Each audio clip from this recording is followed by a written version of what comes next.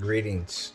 So I'm gonna try to keep this as normal as possible. I'm just not a normal guy, but to kind of begin my legacy, I just wanted to start with my story, so there's a little understanding as to why I'm this crazy guy on TV. But anyways, my name is John Murray. I'm 33 years old. I was born December 11th, 1987, in Winter Haven, Florida. From Florida, I moved to Maine. I was raised in Maine predominantly by my father from a young age, 3. We took off from Winter Haven County down there, or Polk County, I guess, in Florida. It's for Maine, and I ended up in furthest northeast you can go on a map in New England, Calais, Maine, initially, and then to Baileyville, a small town right up the hill, and right on the Canadian border. So I was very active in Civil Air Patrol. It was the auxiliary of the Air Force as a kid. I was the cadet commander.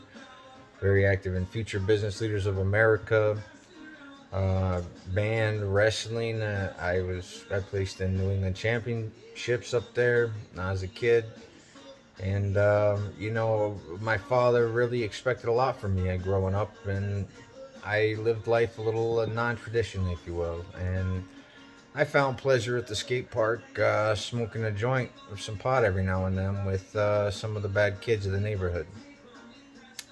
It was the age 14.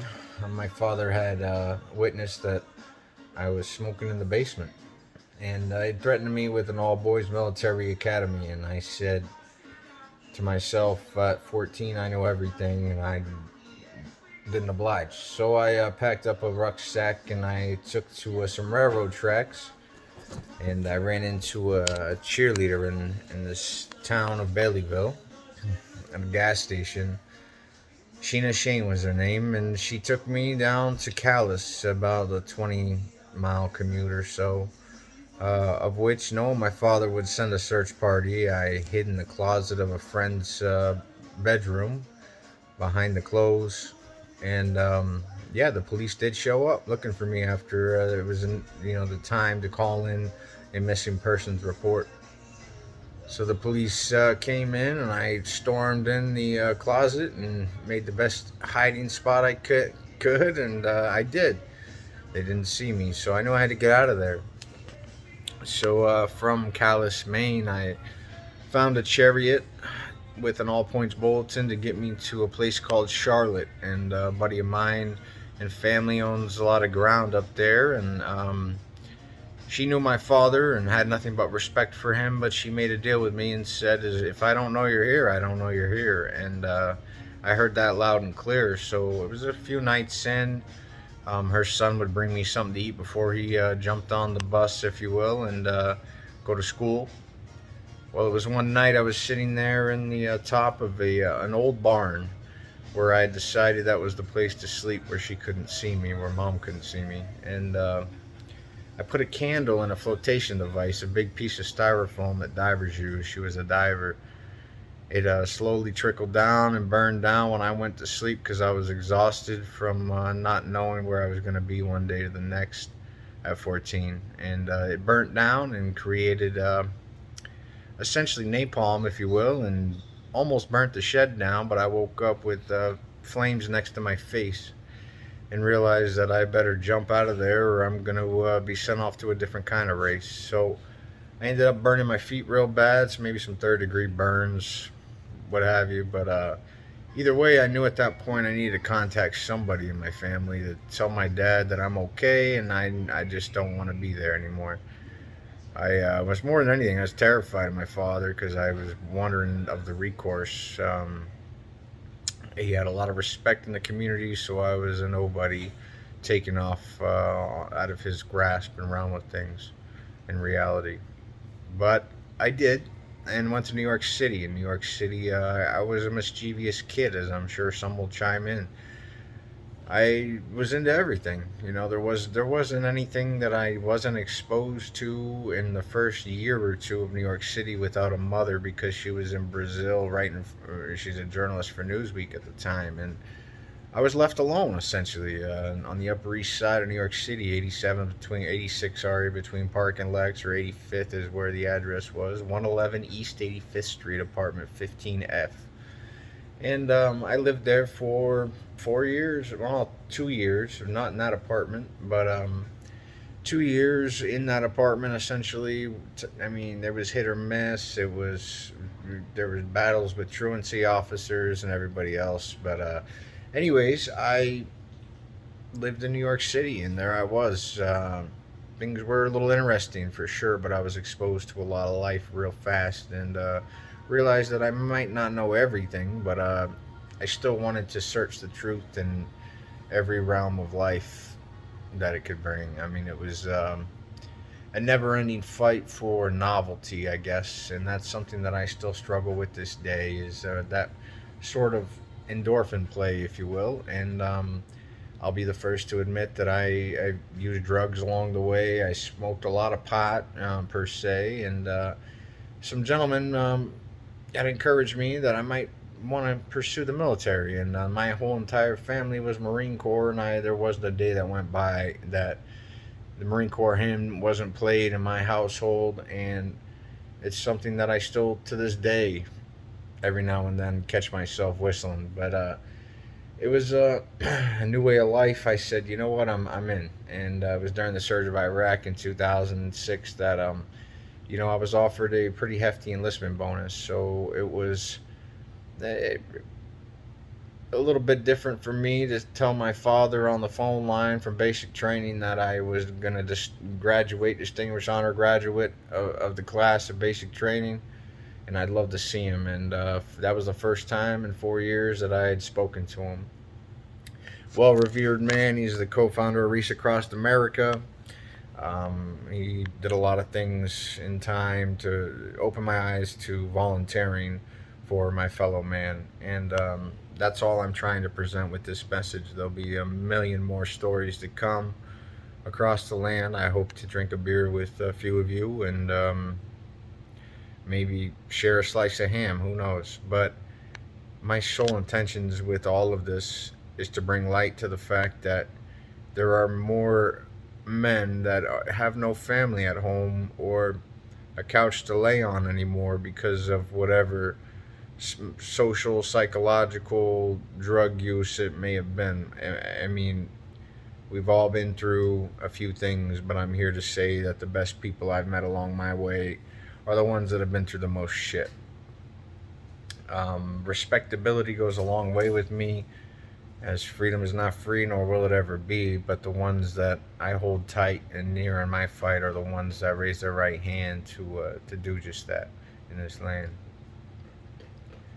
Freedom is an ever-going battle. It'll always be. That we all find our path essentially in different ways. I'm a weird guy, always have been.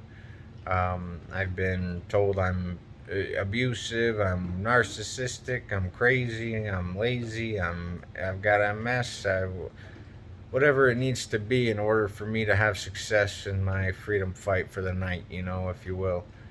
Um, I'm a good guy, as I've never intentionally done anything that has put me in a predicament to break the laws of this great nation. Now, granted, I've been through the ringer between being incarcerated and locked up for short periods of time, sticking up for what I thought was right. No one to really keep me in line, if you will. Sometimes just to get away from my ex-girlfriends that I chose to date. I seemed to go through a bar near you in the neighborhood and find a woman that looks great that night with the beer goggles on. However, no one to really stand beside me in my freedom fight for the long haul. I again appreciate novelty, and just like buying things off Amazon when I get a million packages, opening things up and that endorphin release is a great feeling for me. However, I've realized that controlling in some form of level playing ground is essential if I want to stick around. So I've run with the worst of the worst to the best of the best. I used to wear tall tees and fitted caps and some Air Force Ones and whatever else, and blew my chest up with some testosterone along the way. What do you say? I mean, performance enhancing, whatever shortcut I could per se.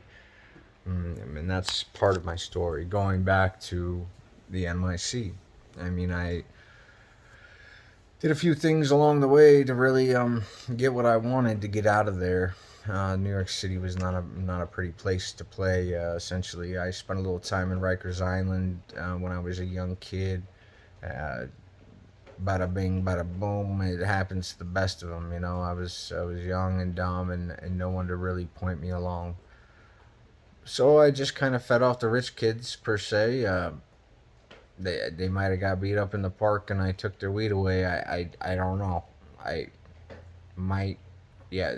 Anyways, the statute of limitations is pretty well expired for any of the old things that I might transpire on the YouTube ability. However, there is nothing in my fight that I haven't done to try to make right in time, whether it be in a method that was accepted or not. That's fine. I just know that I did the right thing in my mind. Everybody walks a different path, but I can promise you that mine is unique. Wherever it may end up on the social media kind of play or whatever or whatnot, I don't particularly care to engage in any sort of anything that's going to jeopardize my welfare along this mission. However, my welfare is a lot easier to obtain and maintain than most out there. A lot of times I've sought attention in the worst of ways, strictly to see how it plays out. And that's my curiosity. And some people have given me enough credibility and credentiality to say that I've acquired a lot of social work hours along the way towards a plan of which that I never really thought, because I had no journey per se, just chasing a girlfriend day to day for a few months. And yeah, I have a lot of rhymes. I'm sorry, I'm just one of those type of guys, Matthew McConaughey or whatever. Anyways, I love all of you that want to play in my playground, wherever it may be, even if you come around temporarily. I'm here for you. I'm here for the guy next to you and his family too. I don't know any 501c3 entities that have taken the time to spend a little time in the alleyways and realize what's really going on these days. I got a pretty substantial back paycheck from the United States government, the VA, and handed it out along the way strictly to find what really makes a veteran tick. And unfortunately, it's not money. You can give them whatever and they'll go get their shit. I trust me, I've done it. But the long-term care ability is not there unless you want to give everything away. There's very limited people that intervene immediately that I've figured out in the 501c3 entity realm of things. It's always a pass along. I'm sorry we can't help you, call these guys along the way. And that's, to me, making use of a taxpayer funded entity using the name of the best men and women on the face of the planet, and nothing gets done except their pockets get fat and they drive Ferraris, while the rest of the guys figure out and they're too stubborn to get help because they don't want to admit the fact that they just slept in an alleyway. I know what pride is all about. I've got them stacked a mile high alongside my bullshit ability, but freedom is not free, nor will it ever be. But a lot of guys just need some time to kick their feet up and think. Food, shelter, water, and a plan is all I'm trying to present here to my fellow man. That's all we need to succeed. It's not weed, it's not greed, it's not your whiskey, but a plan to help our fellow man can come together collectively with community. And that's something I've never had. Very small doses along the way and along my path have been obliterated and crashed, typically for the woman I chose to date along the way not having family. So my support network was very small from the beginning. I've been a one man show for quite some time, hence the stress lines and hairlines. But either way, my will is good. I want to make these videos along the way just to show exactly what it's like to spend some time on a different rodeo in the streets of whatever city. People, hold it against me that I've medicated medicinally with an all natural plant, predominantly down here in Texas, where they just haven't legalized the medical facilities yet to be able to kind of exploit the fact that this is a natural plant from the ground, bat guano, a pH 7 when I'm around, and a nice plant. It's a beautiful mother if you just let it grow like it was originally intended to. We can control everything in that environment too if grown indoors, and I appreciate that for those of you that do. As there's therapeutic value in more than just inhaling THC. But the whole process of seed to stem is a great feeling of accomplishment, I'm here to tell you. I've seen many men with PTSD and all of the untreatable cures and causes that you might hear about in the veteran community. Just plant a seed and water it, and then fill the need on the flip side when things come time to harvest. I will never not support somebody that wishes to medicate with natural abilities, natural plants, and natural remedies.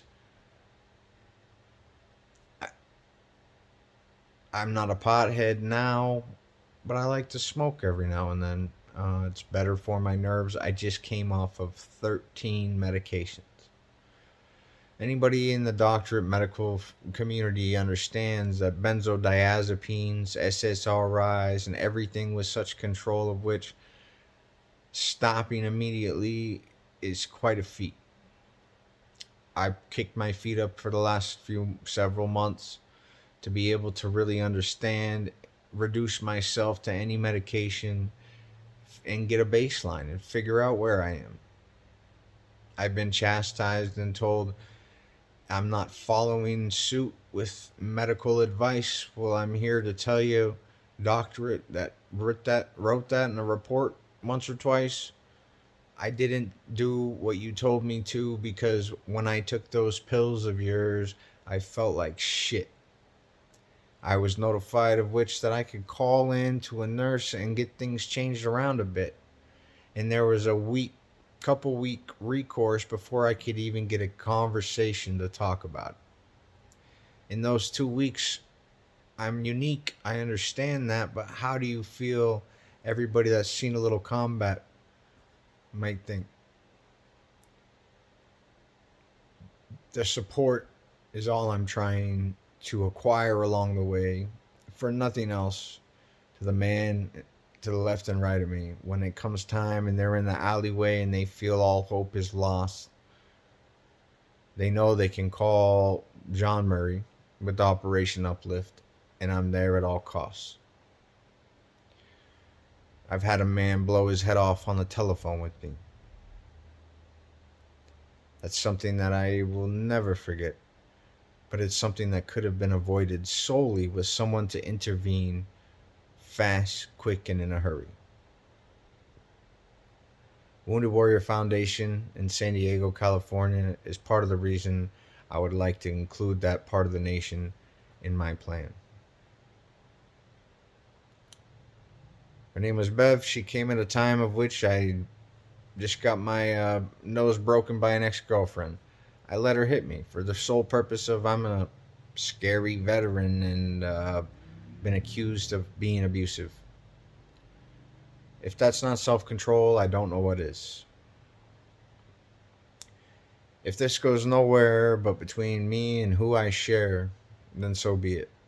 But please hold on to this, as I have a child out there, of which was taken from me so rapidly when I was going through probably the worst amount of despair a man could endure. I'm alive. I'm here. And we can curl up and die, but why? If I spend every last breath helping my fellow man, then I will know that when it's time for death, I've done all I can. If I don't know it because I have no breath left, then hopefully whoever's controlling this down here understands that I did. I appreciate any help along the way. This is going to be an adventure per se, but I'm going to maintain my positivity through its entirety. Regardless if it comes in the form of a George Washington wig hanging from a tree in some random city, understand that my will is good and I mean no harm with any of it. If I can help anybody along the way, my number's posted publicly. I have nothing to hide, no shame in my game. I will answer to you truthfully. The truth is divine. I'm a firm believer. Everything will be just fine if you can understand the truth behind it. The factuality of the actuality is how I like to word it. Anyways, it's a pleasure meeting you, whoever it may be, and your crew. But tell all veterans around you to watch out for me. Coming to an alley near you, JD.